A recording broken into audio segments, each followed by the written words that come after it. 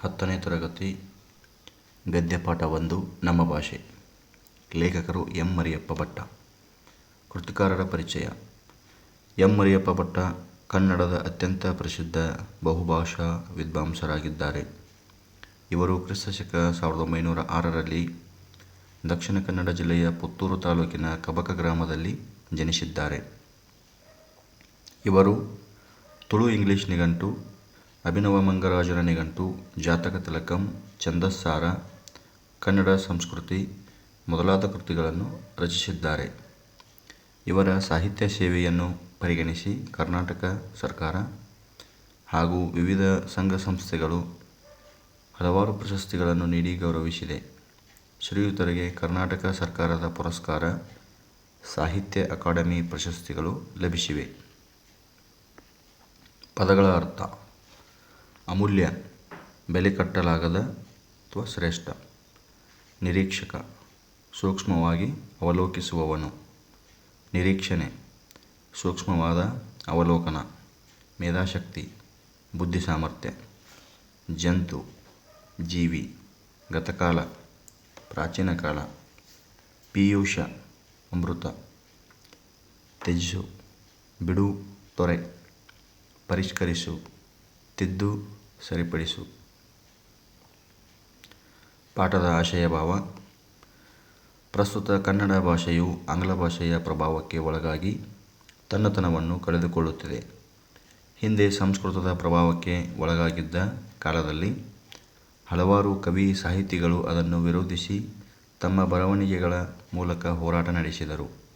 ಇಂದು ನಾವು ಹಲವು ಭಾಷೆಗಳನ್ನು ಕಲಿಯುವ ಅನಿವಾರ್ಯತೆ ಇದೆ. ಆದ್ದರಿಂದ ನೆರೆಹೊರೆಯ ಭಾಷೆಗಳನ್ನು ದ್ವೇಷಿಸದೆ ನಮ್ಮ ಭಾಷೆಗಳನ್ನು ಗೌರವಿಸಿ, ಪ್ರೀತಿಸಿ, ಅಭಿವೃದ್ಧಿಗೊಳಿಸಬೇಕು ಎಂಬುದು ಈ ಗದ್ಯ ಭಾಗದ ಆಶಯವಾಗಿದೆ. ಪ್ರಸ್ತುತ ಪಾಠವನ್ನು ಕನ್ನಡ ಸಂಸ್ಕೃತಿ ಕೃತಿಯಿಂದ ಆಯ್ಕೆ ಮಾಡಲಾಗಿದೆ. ಪಾಠದ ಮುಖ್ಯಾಂಶಗಳು: ಭಾಷೆ ಒಂದು ಅಮೂಲ್ಯ ಸಾಧನ. ವ್ಯಾವಹಾರಿಕ ಮತ್ತು ಗ್ರಾಂಥಿಕ ಭಾಷೆಯ ಲಕ್ಷಣಗಳು. ಲಿಪಿಯ ಉಗಮ. ಸಂಸ್ಕೃತಿಯ ಇತಿಹಾಸ ಉಳಿಯಿತು. ಕನ್ನಡ ಭಾಷೆಗೆ ಸಂಸ್ಕೃತದ ಭಾಷೆಯ ಪೋಷಣೆ. ಕನ್ನಡ ಭಾಷೆಯ ಬಗ್ಗೆ ನಯಶೀಲನ ಅಭಿಮತ. ಕನ್ನಡ ಭಾಷೆ ಹದಗೊಂಡ ಬಗೆ.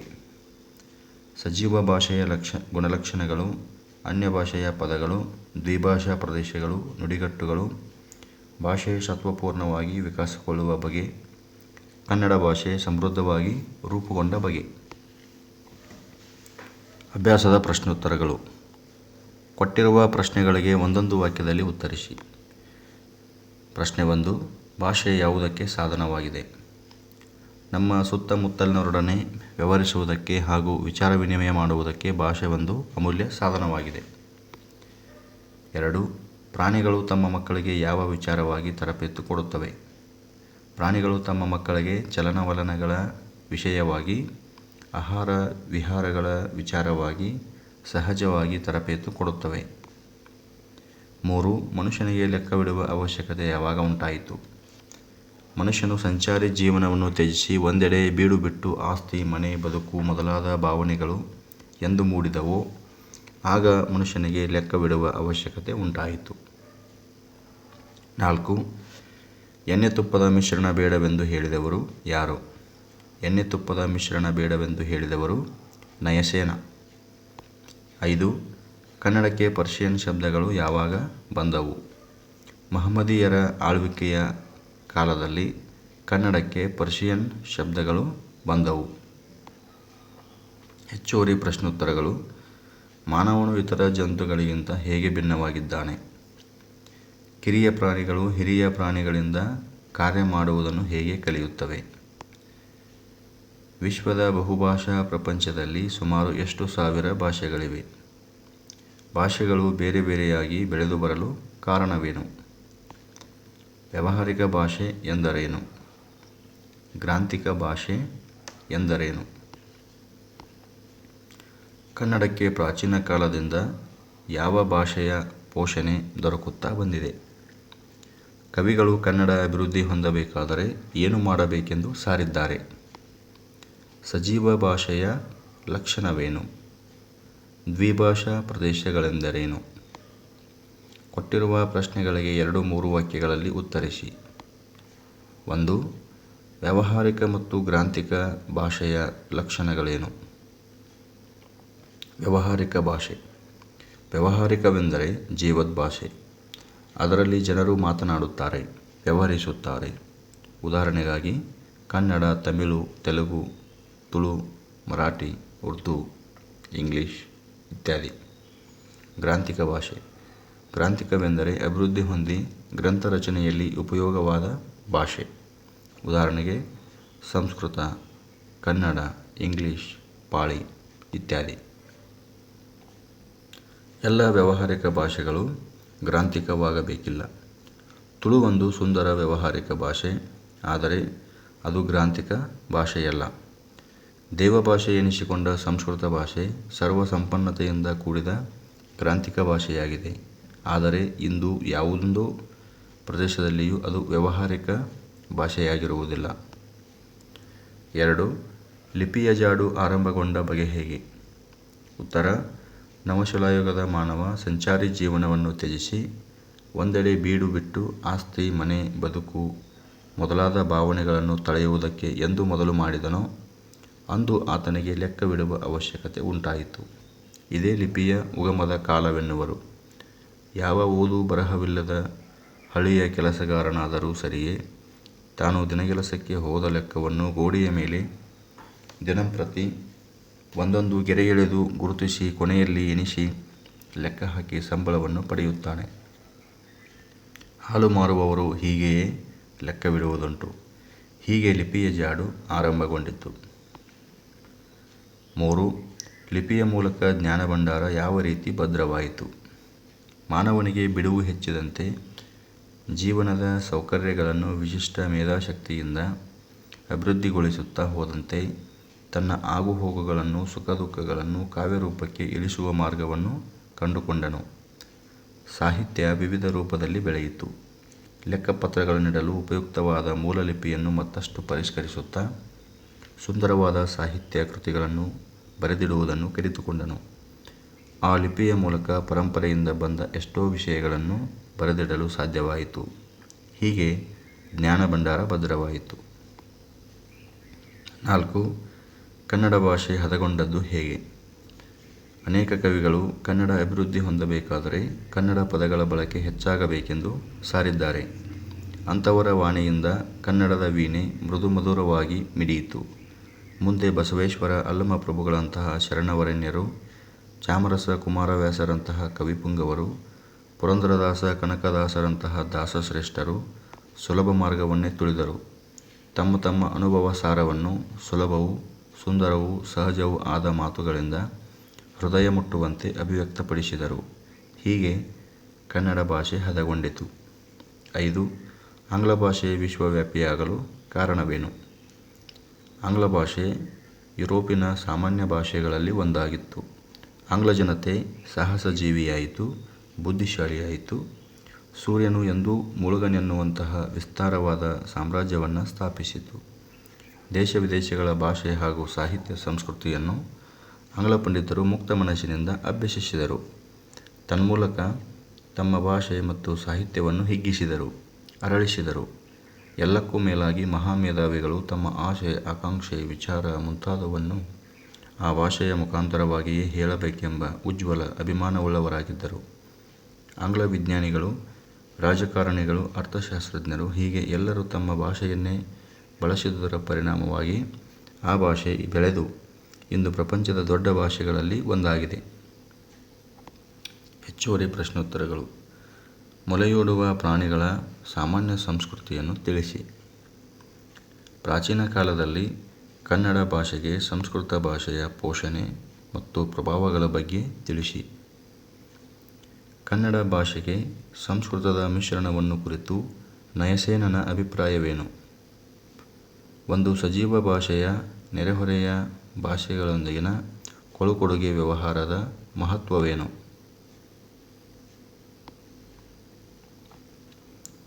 ಕೊಟ್ಟಿರುವ ಪ್ರಶ್ನೆಗಳಿಗೆ 8-10 ವಾಕ್ಯಗಳಲ್ಲಿ ಉತ್ತರಿಸಿ. ಭಾಷೆ ಸತ್ವಪೂರ್ಣವಾಗಿ ವಿಕಾಸಗೊಳ್ಳುವುದು ಯಾವಾಗ? ಒಂದು ಭಾಷೆ ಸತ್ವಪೂರ್ಣವಾಗಬೇಕಾದರೆ ಅದನ್ನಾಡುವ ಜನ ಅಭಿಮಾನಧನರೂ ಬುದ್ಧಿಶಾಲಿಗಳು, ಪ್ರಯೋಗಶೀಲರು ಆಗಿರಬೇಕು. 4-5 ಶತಮಾನಗಳ ಹಿಂದೆ ಆಂಗ್ಲ ಭಾಷೆ ಯುರೋಪಿನ ಸಾಮಾನ್ಯ ಭಾಷೆಗಳಲ್ಲಿ ಒಂದಾಗಿತ್ತು. ಇಂದು ಪ್ರಪಂಚದ ಬಹುದೊಡ್ಡ ಭಾಷೆಗಳಲ್ಲಿ ಒಂದಾಗಿದೆ. ಇದಕ್ಕೆಲ್ಲ ಕಾರಣ ಆಂಗ್ಲ ಭಾಷೆಯ ಜನರು ಸಾಹಸಜೀವಿಗಳು, ಬುದ್ಧಿಶಾಲಿಗಳಾಗಿದ್ದರು. ದೇಶ ವಿದೇಶಗಳ ಭಾಷೆ ಹಾಗೂ ಸಾಹಿತ್ಯ ಸಂಸ್ಕೃತಿಯನ್ನು ಮುಕ್ತ ಮನಸ್ಸಿನಿಂದ ಅಭ್ಯಸಿಸಬೇಕು. ಆ ಮೂಲಕ ಭಾಷೆ ಮತ್ತು ಸಾಹಿತ್ಯವನ್ನು ಹಿಗ್ಗಿಸಬೇಕು, ಅರಳಿಸಬೇಕು. ಎಲ್ಲಕ್ಕೂ ಮೇಲಾಗಿ ಮಹಾಮೇಧಾವಿಗಳು ತಮ್ಮ ಆಸೆ, ಆಕಾಂಕ್ಷೆ, ವಿಚಾರ ಮುಂತಾದವನ್ನು ಭಾಷೆಯ ಮುಖಾಂತರವಾಗಿಯೇ ಹೇಳಬೇಕೆಂಬ ಉಜ್ವಲ ಅಭಿಮಾನವುಳ್ಳವರಾಗಿರಬೇಕು.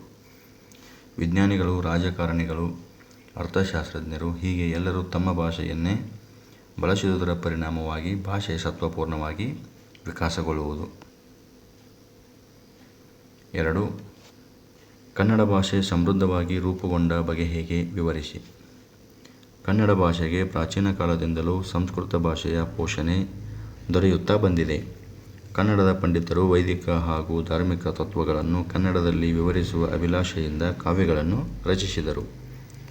ಅನೇಕ ಕವಿಗಳು ಕನ್ನಡ ಅಭಿವೃದ್ಧಿ ಹೊಂದಬೇಕಾದರೆ ಕನ್ನಡ ಪದಗಳ ಬಳಕೆ ಹೆಚ್ಚಾಗಬೇಕೆಂದು ಸಾರಿದ್ದಾರೆ. ಅಂಥವರ ವಾಣಿಯಿಂದ ಕನ್ನಡದ ವೀಣೆ ಮೃದುಮಧುರವಾಗಿ ಮಿಡಿಯಿತು. ಬಸವೇಶ್ವರ ಅಲ್ಲಮಪ್ರಭುಗಳಂತಹ ಶರಣವರೆಣ್ಯರು, ಚಾಮರಸ ಕುಮಾರವ್ಯಾಸರಂತಹ ಕವಿಪುಂಗವರು, ಪುರಂದರದಾಸ ಕನಕದಾಸರಂತಹ ದಾಸಶ್ರೇಷ್ಠರು ಸುಲಭ ಮಾರ್ಗವನ್ನೇ ತುಳಿದರು.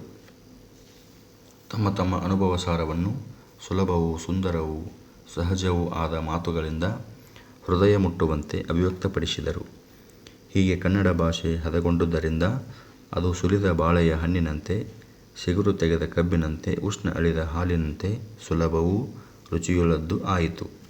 ಸ್ವಾಭಾವಿಕವಾಗಿ ಗಡಿಜನರ ವ್ಯವಹಾರ ಸಂಪರ್ಕಗಳಿಂದ ನೆರೆಮಾತುಗಳಲ್ಲಿ ಕೊಳುಕೊಡುಗೆ ನಡೆಯುತ್ತಲೇ ಇದೆ. ಇದರಿಂದ ಕನ್ನಡವು ಅದರ ನೆರೆನುಡಿಗಳ ಎರವುಗಳಿಂದ ಅಭಿವೃದ್ಧಿ ಹೊಂದುತ್ತಲಿದೆ. ಅಲ್ಲದೆ ಭಾಷೆಯಲ್ಲಿರುವ ಸಾಮಗ್ರಿಯನ್ನೇ ಬಳಸಿಕೊಂಡು ನುಡಿಗಟ್ಟುಗಳಾಗಿ ಮಾಡಿಕೊಂಡು ಕನ್ನಡ ಭಾಷೆಯು ಸಮೃದ್ಧವಾಗಿ ರೂಪುಗೊಂಡಿತು. ಸಂದರ್ಭ ಸಹಿತ ಸ್ವಾರಸ್ಯವನ್ನು ವಿವರಿಸಿ. ಸಂಸ್ಕೃತಿಯ ಇತಿಹಾಸ ಉಳಿಯಿತು. ಆಯ್ಕೆ: ಈ ವಾಕ್ಯವನ್ನು ಎಂ. ಮರಿಯಪ್ಪ ಭಟ್ಟ ಅವರು ಬರೆದಿರುವ ಕನ್ನಡ ಸಂಸ್ಕೃತಿ ಪ್ರಬಂಧ ಸಂಕಲನದಿಂದ ಆಯ್ದ ನಮ್ಮ ಭಾಷೆ ಎಂಬ ಗದ್ಯ ಭಾಗದಿಂದ ಆರಿಸಲಾಗಿದೆ. ಸಂದರ್ಭ: ಮನುಷ್ಯನು ಲಿಪಿಯ ಮೂಲಕ ತನ್ನ ಸುಖ ದುಃಖಗಳನ್ನು ಕಾವ್ಯಗಳ ರೂಪದಲ್ಲಿ ಬರೆದಿಟ್ಟನು. ಇದರಿಂದ ಪರಂಪರೆಯಿಂದ ಬಂದ ಎಷ್ಟೋ ವಿಷಯಗಳು ತಿಳಿದುಕೊಳ್ಳಲು ಸಹಾಯಕವಾಗಿ ಅವನ ಜ್ಞಾನಭಂಡಾರ ಭದ್ರವಾಯಿತು. ನಮ್ಮ ಸಂಸ್ಕೃತಿಯೂ ಉಳಿಯಿತು ಎಂದು ಹೇಳಿದ ಸಂದರ್ಭವಾಗಿದೆ. ಸ್ವಾರಸ್ಯ: ಭಾಷೆಯ ಮೂಲಕ ನಮ್ಮ ಪರಂಪರೆಯನ್ನು ತಿಳಿದುಕೊಂಡು ನಮ್ಮ ನಾಡಿನ ಸಂಸ್ಕೃತಿಯನ್ನು ತಿಳಿದು ಅನುಸರಿಸಲು ಸಹಾಯಕವಾಗಿದೆ. ಪ್ರಗತಿ ಪಥ ಸುಗಮವಾಯಿತು ಎಂಬುದು ಬಹು ಸ್ವಾರಸ್ಯಕರವಾಗಿ ಮೂಡಿಬಂದಿದೆ. 2. ತಕ್ಕುದೇ ಬೆರೆಸಲ್ಕೆ ಗುರುತಮುಮಂ ತೈಲಮುಮಂ. ಆಯ್ಕೆ: ಈ ವಾಕ್ಯವನ್ನು ಎಂ. ಮರಿಯಪ್ಪ ಭಟ್ಟ ಅವರು ಬರೆದಿರುವ ಕನ್ನಡ ಸಂಸ್ಕೃತಿ ಪ್ರಬಂಧ ಸಂಕಲನದಿಂದ ಆಯ್ದ ನಮ್ಮ ಭಾಷೆ ಎಂಬ ಗದ್ಯ ಭಾಗದಿಂದ ಆರಿಸಲಾಗಿದೆ. ಸಂದರ್ಭ: ಕನ್ನಡದ ಪಂಡಿತರು ಕಾವ್ಯಗಳನ್ನು ರಚಿಸುವಾಗ ಕನ್ನಡ ಮತ್ತು ಸಂಸ್ಕೃತ ಭಾಷೆಯ ಪದಗಳನ್ನು ಸೇರಿಸಿ ಕಾವ್ಯಗಳನ್ನು ರಚನೆ ಮಾಡುತ್ತಿದ್ದರು. ಆ ಸಂದರ್ಭದಲ್ಲಿ ನಮಗೆ ತುಪ್ಪವೂ ಬೇಕು, ಎಣ್ಣೆಯೂ ಬೇಕು, ಸಂಸ್ಕೃತವೂ ಬೇಕು, ಕನ್ನಡವೂ ಬೇಕು. ಆದರೆ ಎಣ್ಣೆ ತುಪ್ಪದ ಅಸ್ವಾದು ಮಿಶ್ರಣ ಬೇಡ ಎಂದು ನಯಸೇನನು ಈ ಮಾತನ್ನು ಹೇಳುತ್ತಾನೆ. ಸ್ವಾರಸ್ಯ: ಕನ್ನಡ ಮತ್ತು ಸಂಸ್ಕೃತಗಳ ಅಸ್ವಾದು ಮಿಶ್ರಣ ಬೇಡ ಎಂದು ಹೇಳುವ ಮೂಲಕ ಕನ್ನಡ ಭಾಷೆಯನ್ನು ಸಂಸ್ಕೃತಮಯ ಆಗುವುದನ್ನು ತಡೆಗಟ್ಟುವ ಪ್ರಯತ್ನ ಸ್ವಾರಸ್ಯಕರವಾಗಿದೆ. 3. ಸಿಗುರು ತೆಗೆದ ಕಬ್ಬಿನಂತೆ, ಉಷ್ಣ ಅಳಿದ ಹಾಲಿನಂತೆ. ಆಯ್ಕೆ: ಈ ವಾಕ್ಯವನ್ನು ಎಂ. ಮರಿಯಪ್ಪ ಭಟ್ಟ ಅವರು ಬರೆದಿರುವ ಕನ್ನಡ ಸಂಸ್ಕೃತಿ ಪ್ರಬಂಧ ಸಂಕಲನದಿಂದ ಆಯ್ದ ನಮ್ಮ ಭಾಷೆ ಎಂಬ ಗದ್ಯ ಭಾಗದಿಂದ ಆರಿಸಲಾಗಿದೆ. ಸಂದರ್ಭ: ಬಸವೇಶ್ವರ ಅಲ್ಲಮಪ್ರಭುಗಳಂತಹ ಶರಣವರೆಣ್ಯರು, ಚಾಮರಸ ಕುಮಾರವ್ಯಾಸರಂತಹ ಕವಿಪುಂಗವರು, ಪುರಂದರದಾಸ ಕನಕದಾಸರಂತಹ ದಾಸಶ್ರೇಷ್ಠರು ಸುಲಭ ಮಾರ್ಗವನ್ನೇ ತುಳಿದರು. ತಮ್ಮ ತಮ್ಮ ಅನುಭವ ಸಾರವನ್ನು ಸುಲಭವೂ ಸುಂದರವೂ ಸಹಜವೂ ಆದ ಮಾತುಗಳಿಂದ ಹೃದಯ ಮುಟ್ಟುವಂತೆ ಅಭಿವ್ಯಕ್ತಪಡಿಸಿದರು. ಅದು ಸುಲಿದ ಬಾಳೆಯ ಹಣ್ಣಿನಂತೆ, ಸಿಗುರು ತೆಗೆದ ಕಬ್ಬಿನಂತೆ, ಉಷ್ಣ ಅಳಿದ ಹಾಲಿನಂತೆ ಸುಲಭವೂ ರುಚಿಯುಳ್ಳದ್ದು ಆಗಿದೆ ಎಂದು ಕವಿ ಮಹಾಲಿಂಗರಂಗನು ಹೇಳಿದ ಸಂದರ್ಭವಾಗಿದೆ. ಸ್ವಾರಸ್ಯ. ಕನ್ನಡ ಭಾಷೆಯು ಕಲಿಯಲು ಸುಲಿದ ಬಾಳೆಯ ಹಣ್ಣಿನಂತೆ, ಚಿಗುರು ತೆಗೆದ ಕಬ್ಬಿನಂತೆ, ಉಷ್ಣ ಅಳಿದ ಹಾಲಿನಂತೆ ಸುಲಭವೂ ರುಚಿಯುಳ್ಳದ್ದು ಎಂದು ಹೇಳುವುದರ ಮೂಲಕ ಕನ್ನಡ ಭಾಷೆಯ ಬಗ್ಗೆ ಇರುವ ಅಭಿಮಾನ ವ್ಯಕ್ತಪಡಿಸಿರುವುದು ಸ್ವಾರಸ್ಯಕರವಾಗಿದೆ. 4. ಒಬ್ಬ ತಾಯಿಯ ಗಾನದ ಶ್ರುತಿಯಂತೆ. ಆಯ್ಕೆ: ಈ ವಾಕ್ಯವನ್ನು ಎಂ. ಮರಿಯಪ್ಪ ಭಟ್ಟ ಅವರು ಬರೆದಿರುವ ಕನ್ನಡ ಸಂಸ್ಕೃತಿ ಪ್ರಬಂಧ ಸಂಕಲನದಿಂದ ಆಯ್ದ ನಮ್ಮ ಭಾಷೆ ಎಂಬ ಗದ್ಯಭಾಗದಿಂದ ಆರಿಸಲಾಗಿದೆ. ಸಂದರ್ಭ: ಭಾಷೆಗಳಲ್ಲಿ ಮೇಲು ಕೀಳು ಎಂಬುದಿಲ್ಲ. 4 ಜನ ಮಾತನಾಡುತ್ತಿದ್ದ ಭಾಷೆಗೂ 40 ಲಕ್ಷ ಜನ ಮಾತನಾಡುತ್ತಿದ್ದ ಭಾಷೆಗೂ ಸತ್ವ ಹಾಗೂ ಸತ್ಯದ ದೃಷ್ಟಿಯಿಂದ ಅಂತರವೇ ಇಲ್ಲ. ಎಲ್ಲ ಭಾಷೆಗಳು ಅಷ್ಟೇ. ಒಬ್ಬ ತಾಯಿಯ ಗಾನದ ಶ್ರುತಿಯಂತೆ ಎಲ್ಲಕ್ಕೂ ಅಷ್ಟೇ ಸ್ಥಾನವಿದೆ ಎಂದು ಲೇಖಕರು ಹೇಳಿದ ಸಂದರ್ಭವಾಗಿದೆ. ಸ್ವಾರಸ್ಯ. ನಮ್ಮ ಭಾಷೆಯನ್ನು ಪ್ರೀತಿಸಬೇಕು, ಗೌರವಿಸಬೇಕು. ಆದರೆ ಅದನ್ನು ಬೆಳೆಸುವ ಧಾವಂತದಲ್ಲಿ ಅನ್ಯ ಭಾಷೆಗಳನ್ನು ತಿರಸ್ಕರಿಸಬಾರದು ಎಂಬುದು ಈ ಮೇಲಿನ ವಾಕ್ಯದಲ್ಲಿನ ಸ್ವಾರಸ್ಯ. ಹೆಚ್ಚುವರಿ ಸಂದರ್ಭಗಳು. 1. ಸುಲಿದ ಬಾಳೆಯ ಹಣ್ಣಿನಂತೆ.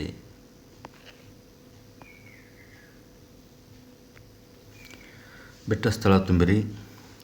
ಭಾಷೆ ಇದ್ದು ಅದರ ಪೀಯೂಷವನ್ನು ಕುಡಿದು ಅರಗಿಸಿಕೊಳ್ಳದ ವ್ಯಕ್ತಿ ಜಂತುವೇ ಸರಿ. 2. ಕನ್ನಡಕ್ಕೆ ಬಹಳ ಪ್ರಾಚೀನ ಕಾಲದಿಂದಲೂ ಸಂಸ್ಕೃತದ ಪೋಷಣೆ ದೊರೆಯುತ್ತಾ ಬಂದಿದೆ. 3. ಕನ್ನಡ ದ್ರಾವಿಡ ಭಾಷಾ ವರ್ಗಕ್ಕೆ ಸೇರಿದೆ. 4. ಇಂಗ್ಲಿಷ್ ಶಬ್ದಗಳು ಕನ್ನಡದ ಉಡುಪನ್ನು ಧರಿಸಿ ಒಳಗೆ ಬಂದು ಬಿಟ್ಟಿವೆ. 5. ನಮ್ಮ ಭಾಷೆ ಗದ್ಯಭಾಗದ ಆಕರ ಗ್ರಂಥ ಕನ್ನಡ ಸಂಸ್ಕೃತಿ.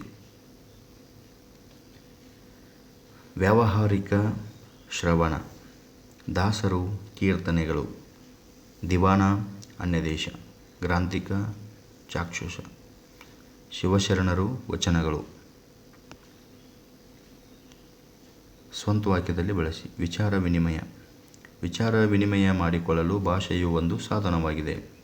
ಸಂಶೋಧಕ ಎಂ. ಚಿದಾನಂದಮೂರ್ತಿಯವರು ಕನ್ನಡದ ದೊಡ್ಡ ಸಂಶೋಧಕರಾಗಿದ್ದರು. ಪರಿಷ್ಕರಿಸು. ಕಾಲಕಾಲಕ್ಕೆ ಪಠ್ಯಪುಸ್ತಕಗಳನ್ನು ಪರಿಷ್ಕರಿಸಲಾಗುತ್ತದೆ. ಪ್ರಗತಿಪಥ. ನಮ್ಮ ದೇಶವು ದಿನದಿಂದ ದಿನಕ್ಕೆ ಪ್ರಗತಿಪಥದತ್ತ ಸಾಗುತ್ತಿದೆ. ಕೊಟ್ಟಿರುವ ಕನ್ನಡ ರೂಪಗಳ ಮೂಲರೂಪ ಬರೆಯಿರಿ. Hotel hotel, school school, office office, light light, hospital hospital.